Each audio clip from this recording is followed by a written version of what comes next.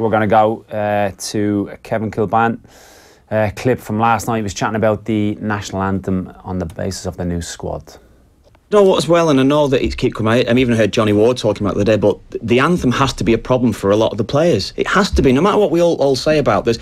I always think about myself as a kid, and watching the team in the anthem was such a huge thing prior to the match. Now, a majority of the players that's playing for them that don't want to stand there listen to the national anthem, how can that be the case? Regardless of what we all think or anything, but that can't be right. And it's an issue that doesn't present itself for Scotland or Wales, regardless of the Scott McTominay situation. There's flair of Scotland and there's land of our fathers for the Welsh, and there's not that confliction that there exactly. would be. Certain players don't want to stand for their anthem, and no matter what we're all going to say, that needs to be addressed. That needs to be addressed. It clearly does. So, I mean, that's a side issue. That's maybe something different from me. But I think in general, it's up to the player, isn't it? They're going to get to a stage where they make that decision. If they get the phone call from the FAI, they want to come and play for us. It's a fact. That's the way it is. I think clearly the next step is that Michael O'Neill needs to come out and explain the rationale and what he was thinking, and maybe it was just a moment of frustration and he was letting off a bit of steam and he didn't expect this to blow up the way it has. Yeah. Well, Kev's obviously well placed, born in England, in terms of what that would have meant if, you know, playing for Ireland, and he's speaking about the Welsh having their own anthem, the Scottish having their own anthem, but the Northern Irish lads obviously having to sing the English national anthem. Yeah. And obviously, as we know, we don't want to get too much into the whole Martin Michael, but this is a separate issue. You can understand it. It's difficult. Like, there's lads growing up playing 15s, 16s, 18s in Northern Ireland, until they kind of come to prominence. We're not really going to know about them down here, and then look, we don't know exactly what's going on in terms of how these players are recruited, but you'd imagine it is difficult for them. Yeah, there's a thin dividing line, Keith, though. I think if you have a young player in Northern Ireland who's got a desire to represent the public for kind of obvious reasons which we all know about, I mean, that's fair enough. If his agent, he himself, his family makes an approach to the association, makes contact, look, I'm keen to come, I want to get involved in it. Yeah, absolutely. Now, on the flip side of that, you'll have a situation where representatives of sorts from the Republic will go maybe approach players from Northern Ireland at various levels, 15, 16, 17, maybe some who've already represented the country at underage level, and I think that's where they, I think, can get a little bit sticky. How aggressive do you get? Now, I've no problem in terms of maybe making contact to a point with a player and say, look, we know you're available to play for the Republic, you know, we're big fans, look, if you would ever consider... Where's that point for you? What age? Oh, well, for me, I've been pretty consistent in terms of, if you play competitive under 21 football for a country, that's it. That's the dividing line for me. I have a bit of sympathy for players, generally speaking, not talking the north and the south here. Yeah, underage level, representing 16, 17, then getting to an age, maturing to an age, key to 18 years of age, and then suddenly, yeah, but your perspective changes. You learn a bit more about yourself, what's important to you, all those sort of things. It's just going to grow up a little bit more. You know what I mean? So I'd never be one that says, well, you've played under 16, that's you got to stick with it. But for me, if you represent your country under 21 level, a country, 18, 19 years of age, you're an adult.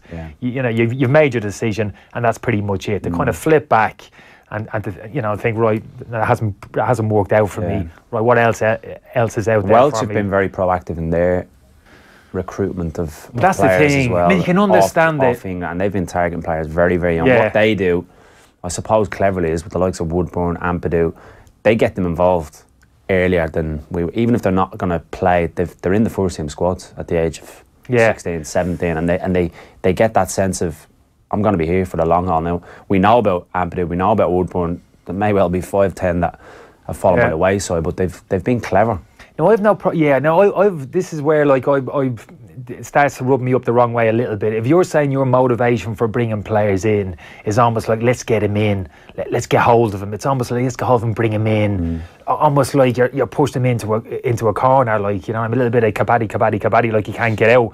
That type of thing, you know, you will pray for us, almost like putting a squeeze on the young fella. Might become a little bit strong there. Now, I'm no advocate of that whatsoever. Like, for me, it really has to come from the player. I don't mind to making contact with the player, but really it's got to be the player who drives. There's got to be a real desire on behalf of the player to go and wear the jersey. You know, not the other way around. We shouldn't have to make a pitch to a player, any player. But if we have a player in our 17s, or say 17s for argument's sake, if we have a player in our 17s who we think is outstanding, and he's English born. Should our senior team be getting involved in terms of thinking? No, to only be getting involved if they feel he's good enough to come in as senior, not even international level. To play or to be a part of it. No, not even to train as a bit of a... I like the idea of bringing players in, younger players in, give them a taste of it. Players you think have potential, maybe 2 or 3 years down the road, we feel as if they could be ready, but just bring them in, give them a taste of it. Whet their appetite. Yeah, but that's the motivation behind it, is because medium to long term, you see him genuinely, see him being good enough being part of the senior squad. Not, look, this fella's a chance he could jump for England in a year or two. Let's get him in and try and kind of win him over, like make it some kind of pitch to him. I'm no fan of that. A lot of discussion around kind of Declan Rice at the moment, and like I said, the hairs in the back of me neck stand up when I hear people talk about, well, we got to convince him. We got to convince him to play for Ireland. We need him, and this type of thing. We don't want him going anywhere else. Like, you know what I mean? Absolutely no chance. I mean, I've worked with Declan with the under-19s, and I've no question marks about it. For me, he was totally committed when I worked with him with the under-19s. He loved representing Ireland. He loved wearing the jersey. Good player. You had no qualms about him declaring it for Ireland and like playing. He's playing 21s now, playing very well. You had no qualms about his... No, he's like no, absolutely not whatsoever. No. There's still doubts on Martin yesterday in his press conference. There's still doubts. Well, it's simple for me. Declan's represented us at under 19 and under 21 level. So for me, he's committed. And until he tells us otherwise, represented us under 19s, under 17s, under 21s, and then his head was torn. Now, I personally think, without actually knowing them, I think they're two very, very different characters, and I'm not so sure Declan Rice's head would be torn in any way. Well, I don't think so, from what I know. But if his head was torn for any reason, or he had any kind of serious doubts, or maybe he was looking somewhere else, well, he's got to go where his heart... Yeah, dictate. Oh, absolutely. Yeah. You know what I mean? I'd be saying to Declan, look, if you're unsure about this, you feel as if your interests are best served anyway. I'm not sure what's going on emotionally inside you, but look, you've got to do what's best for you. Yeah. You know, you're not doing us any favours, thinking as if you're putting on an Ireland jersey. Yeah. And I genuinely don't think that's the case. Jack Grealish made his decision, and good luck to him. I don't want a player representing Ireland, putting an Ireland jersey on who's kind of anyway half-hearted in terms of his... you don't have to name names, but did you ever get that sense in certain squads where players came in, they felt like they were half-hearted, they weren't particularly... No, very few and far between, Keith. I can't, off the top of my head, I can't remember. There was 1 or 2 examples later on, I remember... Might have been one example, somebody coming in. There's a couple of examples of people who've played and flipped, isn't there? I mean, there was Alex Bruce came in, was involved, and obviously didn't get the game time he wanted. Suddenly he flipped, and funny enough, he went up to the north and situations like that. But by and large, no, I never sensed that from any player. And I think that's a credit to kind of the atmosphere, the environment which we've created within there. I think once you come in, you get a taste of it. You know, regardless of your connection, whether it's a first, second generation. And I've never had a problem with this. And I've had arguments with people, and they throw this at us. Oh, yours, your grandfather. And I say, well, yeah, grandfather, that's the connection. That's the connection. There's a clear link there, and whether it's his father, grandfather, whatever it is. I don't mind that, English born, American born, wherever it is, as long as there's a clear connection there, but most importantly a real kind of desire on behalf of the player, really motivated and determination to go and represent the country. That's what's foremost for me. And as I see it, that's what I see in Declan at the moment. Until he says anyway different, that's what I expect. And I expect if he's naming an international, a competitive game, I expect him to turn up and I expect him to play, and until he tells us otherwise. Well, let's get on to the squad then. Martin named it yesterday. A few of the elder statesmen haven't been named in it, mainly Glenn Whelan, John O'Shea. We already know Wes is retired, and Daryl Murphy. Darren Randolph not involved, Stephen Ward not involved. Wouldn't read absolutely anything into that.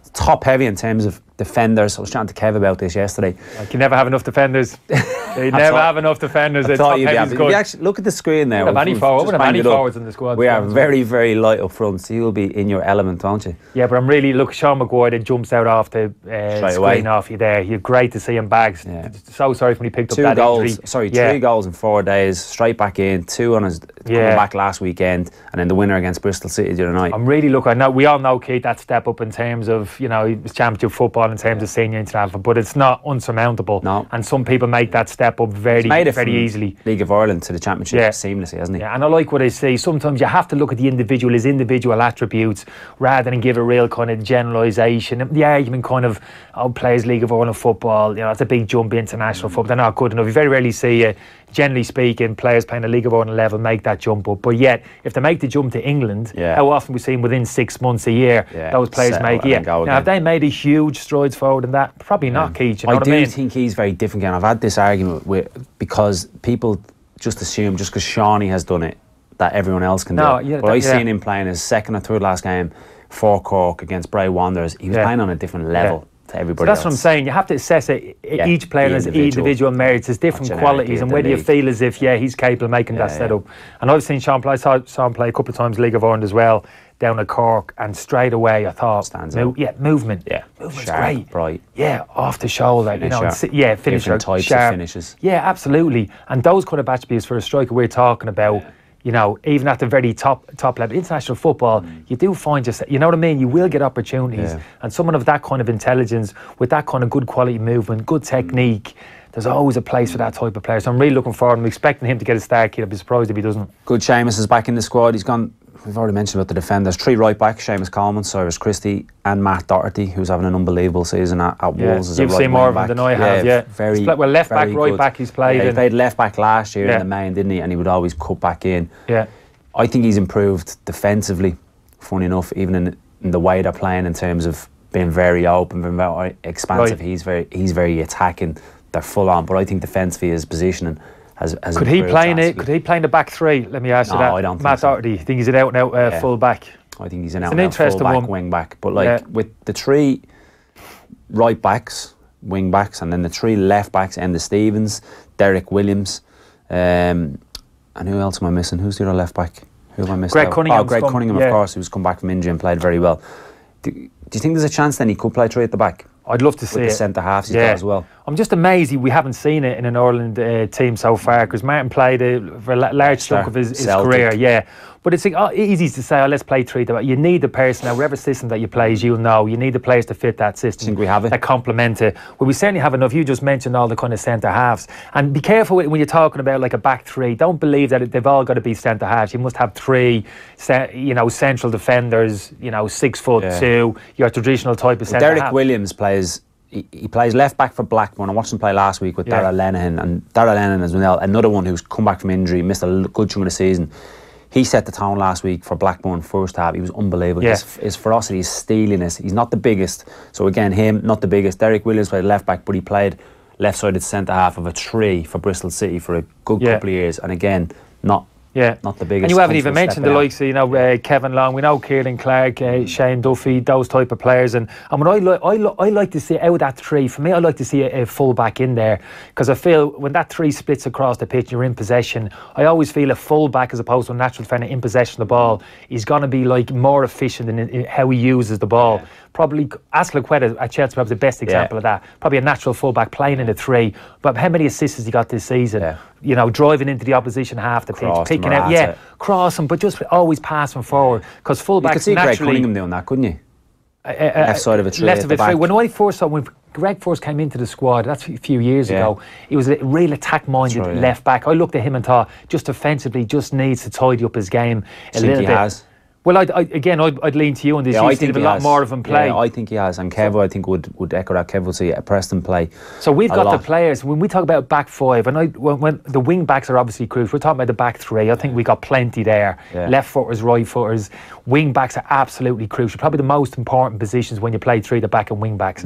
And for me, we've probably got one of the best in the world, Seamus Coleman, at that right back, wing back position. And left wing back, for me, I think we got some really good interesting options there. Robbie Brady, we know, has already played in that orthodox position.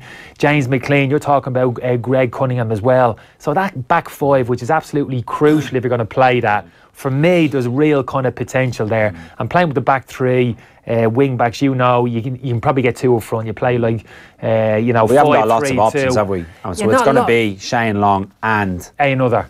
Well, this is what I'm saying. This is what we're talking about. Sean McGuire, Scott Hogan's run to a little bit of form in terms of he has to be fair goals. So let's have a look at them. I'm sure Martin will. They'll get an opportunity, won't they? Let's go into midfield. Have a look at midfield ahead of that. Again, the running team here, and I suppose coming into this squad announcement, there's always huge clamour, isn't there? Get young lads through. Get where the 21s, where the under 19s, where some of them, and the vast majority of them, aren't ready yet, because they're not playing at a high enough level at their club consistently to warrant a call up to the Ireland squad, in my opinion, a lot of them. Yeah, but I see, Keith, I see this as different. This next year that we've got, for me, it's a standalone opportunity for me. Generally speaking, that'd be right, because you got an important game coming up very quickly. You can't afford to think too much. There's too much at stake. You're already doing your preparation for the next competitive game. So very difficult to get the players you're talking, maybe a little bit behind the ball, need a little bit more time to develop. So it kind of, no, you push them to the back, you concentrate what you've got in front of you. But the amount of game time we have between now and the next qualifying campaign next March, I know we've got the kind of League of Nations stuff, and there's a little bit of importance attached to those, but for me that's still an opportunity to integrate. So I think if there's players there, and I'm talking not necessarily talking about the players in the squad, even players a little bit below that. And you were mentioning before when you're Conor on. Yeah, I mentioned like Conor Ron. These are players who many people may not know about. I worked with the under-19s. Jake Doyle-Hayes at Aston Villa, wonderfully talented player. Tyreek Wilson playing just youth football at Manchester. These players who, generally speaking, at the moment saying, yeah, not quite ready. But what a great opportunity for us over the next year with the amount of games that we have. Time on the training pitch when Martin will have this week, in the summer, they'll have an elongated period of time. What a great opportunity for us to actually play a part in the development of these players. Where generally you say, well, they got to get that development at their clubs. We've got to wait for them to make the next step. Take Tyreek and then Wilson we'll take him in. Take Tyreek Wilson as an example, right? Left back, Man City. I agree in terms of potential and promise, very, very good, right? Martin O'Neill, will he be here past Euro 2020? I don't think so. So he's looking now at the 3 left back berths, as well as Stephen Ward, not involved in this squad. Yeah. So he's gone Enda Stevens, I think Enda Stevens 27, having a really good season for Sheffield United. Derek Williams, I'm not quite sure they'll be the answer, but he's trialling them thinking right now and next March, where you're talking about, they will probably be a better option. I think he's thinking of that rather than...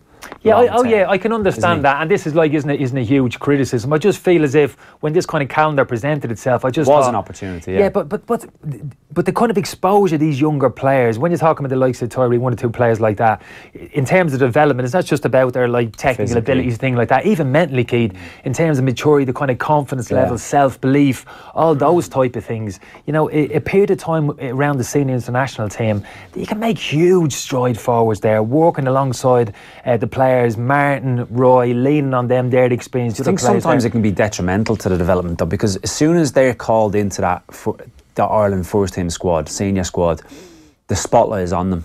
As soon as they go back to their club, then we're watching everything they do, everything. We've seen the likes of Jack Byrne come into the squad, fall by the wayside. He's going to have to reinvent himself now at Oldham. We've seen it with Conor Clifford years ago, came into the squad when I was still involved. And again, as soon as they're in, it's just mass pressure on them. So it's a fine line. And so I agree. I would like some of them to be involved, but I can understand. You learn a bit, and that kind of pressure, you bring them into a slightly more pressurised environment, because you're looking at them, how do they cope with it. Those games coming up in September, October, there's a degree of importance, pressure attached to them in terms of the ranking. So even seeing them potentially involved in that, you know what I mean? How do they cope with that? Some will maybe struggle with it, you know, take a big step backwards. And you're right, then maybe you might have, well, they're not quite ready yet, their time will come again. Others will just embrace it, Keith. They'll absolutely love it. They'll revel in it, and they'll actually surprise you. And these type of players you're talking about, they're not quite ready. Next 2-3 years, qualifying come in after that. All of a sudden, you're looking at them in the space of a couple of squads, a couple of months, thinking, hold on, this young fella surprised me. Ready now? All of a sudden, you got 2 or 3 players you weren't expecting have actually pushed themselves to the forefront. So again, this is like a criticism of any shape or form.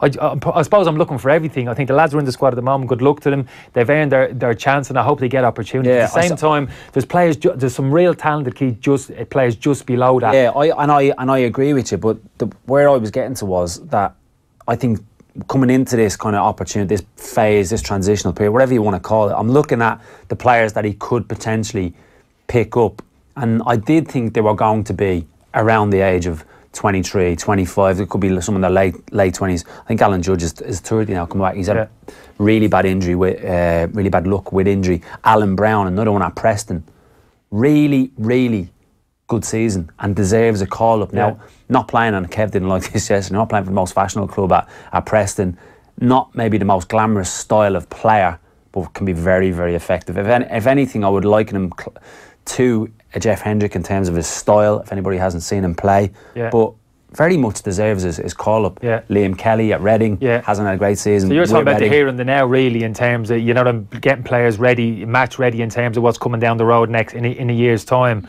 In a year's time, yeah. But I think as a manager, you've always got. I know Martin's only got a 2-year, but I think regardless of what length of contract you have, whether it's a 1-year rolling contract, 2, 4, 6, for me, I think there's all. Obligation's the right word in terms of looking what's the kids there in terms of what's ahead.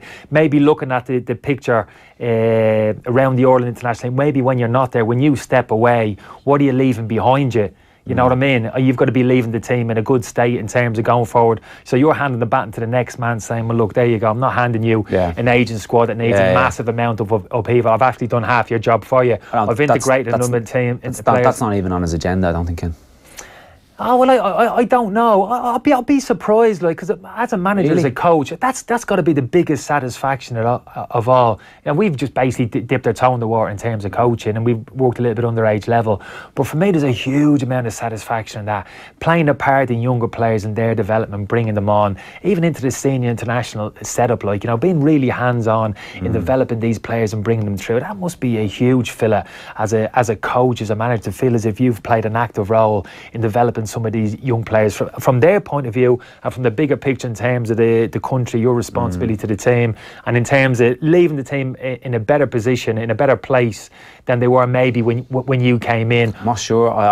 Do you know what I mean? I don't think that's probably more of a rounded at all. I think that his absolute only concern is results.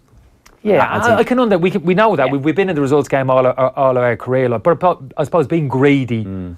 You want more. Yeah, I'm looking for everything, I suppose, being greedy, and that's not easy. That's not an easy thing to manage. At an international level, the time that you have with the players, but that would be the ideal for me, because young Irish talent, Keith, is something we've lacked of, and I've never been a believer of this kind of negativity, downplaying in terms of where's the next generation. You just don't have the talent's always been there for me, Keith, and the experience we've had of late in the underage level and seeing the players up close, it's there, Keith. Some exceptional play. Young players need to learn, don't know enough about the game.